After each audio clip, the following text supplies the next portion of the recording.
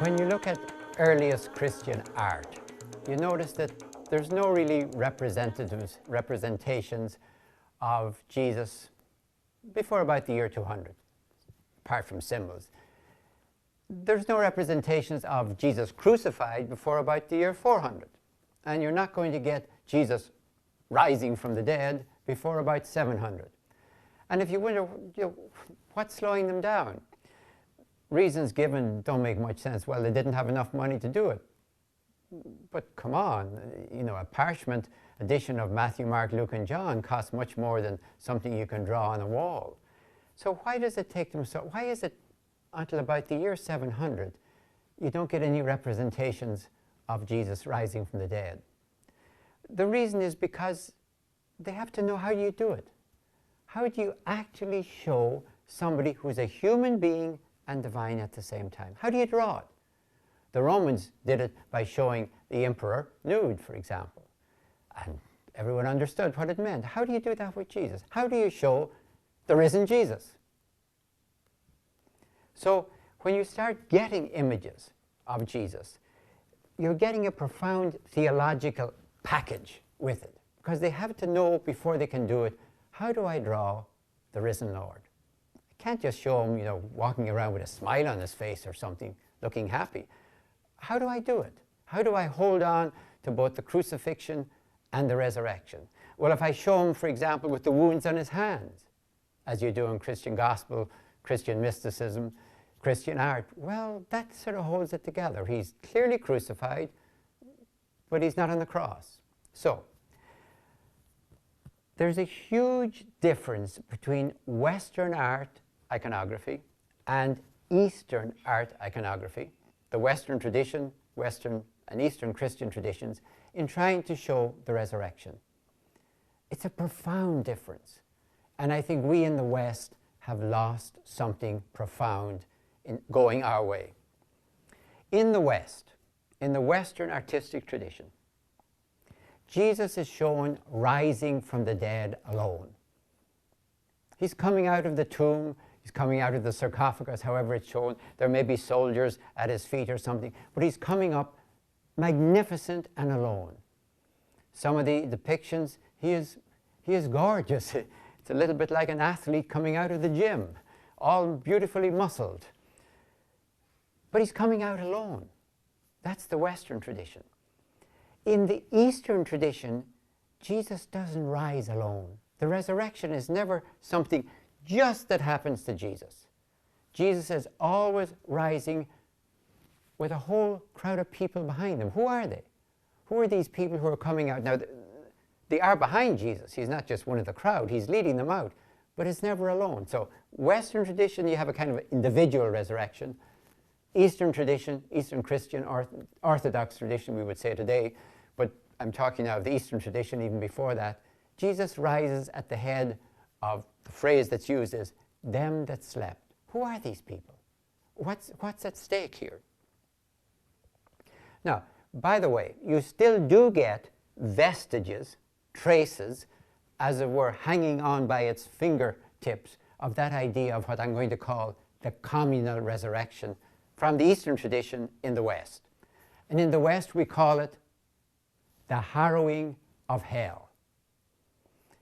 Harrowing is an Old English word that means robbing.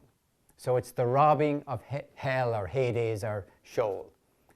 And we sort of took it away on Holy Saturday. So Jesus has a terrible day on Good Friday, day of torture, crucifixion, very busy day on Easter Sunday, and sort of like the harrowing of hell is something to keep Jesus busy on Saturday. What's at stake here? What's the difference? Now make no mistake about it.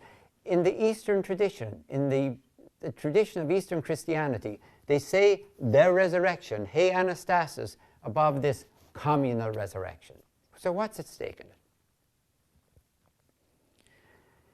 The earliest, and I'm talking about that date 700, the very earliest images we have of the resurrection itself, artistic images of the resurrection, which means that somebody had to think, how do I do this? How do I portray the risen Lord? I'm not talking about simply apparitions to Mary Magdalene or to the apostles. I'm talking about if your job is to show Jesus coming out of the tomb, what do you do? Supposing that's your assignment.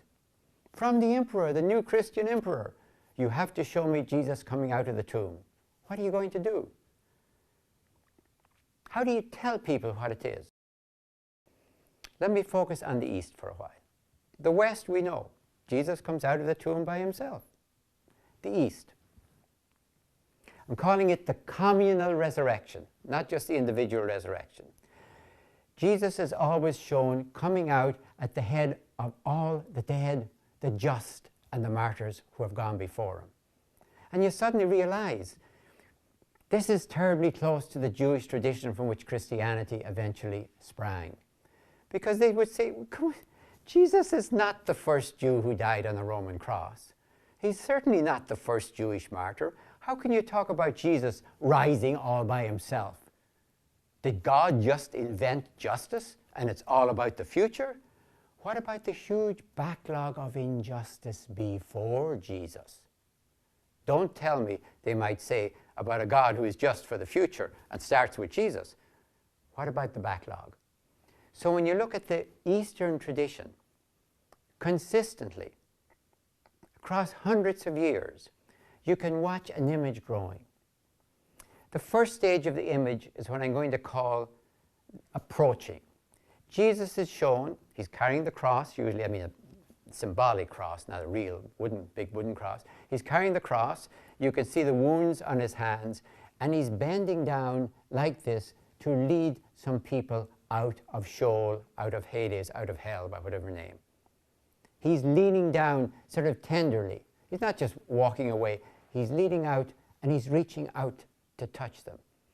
And you suddenly realize the first person he's touching is Adam. And right beside Adam stands Eve. Now, I don't think in the Western tradition we'd ever have imagined that the first and most important person to rise with Jesus is Adam. Isn't he a baddie? Isn't he who caused all the trouble? And if Adam and Eve arise with Jesus, who doesn't? If Adam and Eve rise with Jesus, who doesn't? And they are the first two shown. It's like, remember that image on the Sistine Chapel when God reaches out to create Adam and their fingers almost touch but don't quite. But now, instead of this, in the recreation, the resurrection, Jesus grasps Adam by the wrist. They're not just touching. He's pulling him. He's yanking him out of the grave. So the first two, Adam and Eve, are always there. And Jesus is reaching down. The next time you find that image as it grows, Jesus is kind of pulling them behind him. He's marching off with them. He's kind of departing. He's still pulling Adam in the back, and Eve is right with him. And other figures start appearing with them. The next two that appear are David and Solomon. You know David because he has a beard, Solomon is beardless. They have crowns on their heads, so you recognize them. And they're probably in there because of the Old Testament, but I also suspect they're in there because kings are financing a lot of these images, so they like to have themselves in there. So Adam and Eve, David and Solomon. And the last two recognizable, of the six characters that are recognizable, are Abel, the first martyr of the Old Testament, and John the Baptist, the first martyr of the New Testament. And again, the martyrs are important. So Jesus is either approaching, he's departing, or sometimes he's looking out at us. He's holding on to Adam, never lets Adam go, and he's looking out at us. And in the final images, it's what I call Jesus is an equal opportunity yanker. He's got Adam with one hand, Eve with the other, and he's pulling them right out of the graves. And behind them come, recognizably still, David and Solomon, John the Baptist, Abel. So of the whole crowd who rise with Jesus, these are the six characters. And it's not about the harrowing of hell. It always says across the top, Hey Anastasis, the resurrection. When you think of this, why did we lose all of that? And what have we lost? If you walk into the little chapel of the resurrection inside the Holy Sepulchre in Jerusalem, there's a banner there that's carried around the church during Easter. It says, Christus Anastei, Christ is risen. And then in the middle you have a little medallion, diamond-shaped medallion. Christ is reaching down, and 4 characters. He's reaching towards 4 characters, and you recognize them. Adam and Eve, Adam with his long beard, and then Eve up right behind them. And then on the other side, the first 2 martyrs, Abel. Abel's always shown with his shepherd's staff, and John the Baptist with his long kind of beard and ragged clothes. Now, when I look at that, and to tell you, above my desk at home, I have that final image of what I call the Equal Opportunity Yanker from the Kora Museum in Istanbul, where the whole crowd is there, and Adam and Eve each get a single hand from Jesus. And I try to ask myself, the people who drew that, the people whose theology was packaged in that image, did they take that all literally? We so easily think of Jesus rising, of course, and we can imagine an empty tomb, and we can take it all literally, and we can ask questions like, well, if you had a camera crew out front, would you be able to catch all of this on tape? We can ask that question. But if these people took that literally, then there'd be hundreds, thousands of empty tombs all over Jerusalem. All the just have arisen. So they can't be taking it literally. So what's the point of it? The point of it is this. How dare you speak about the justice of God as if it started with Jesus? How dare you speak of the justice of God for the future and ignore the backlog of injustice for the past? Any Jewish person would have said that in the 1st century. A God who just takes care of Jesus is about nepotism or filiotism. It's not about justice. So there has to be a great cleanup of the past as well. Now, I'm not taking it literally. I cannot take it literally. And I do not think they took it literally. But they are saying you cannot ever speak of justice for the future without starting and handle justice about the past. There has to be, as it were, a great peace and reconciliation commission for the future. So when you're imagining the resurrection, the East doesn't just talk about Jesus. It's all about Jesus. Yes, of course, Jesus is leading them out. As I say, he's never one of the crowd. He's always in the front. And he's the one reaching out to Adam and Eve and the others. But he never rises alone. So the point we're getting, the theology we're getting, is that the justice of God must reach into the past.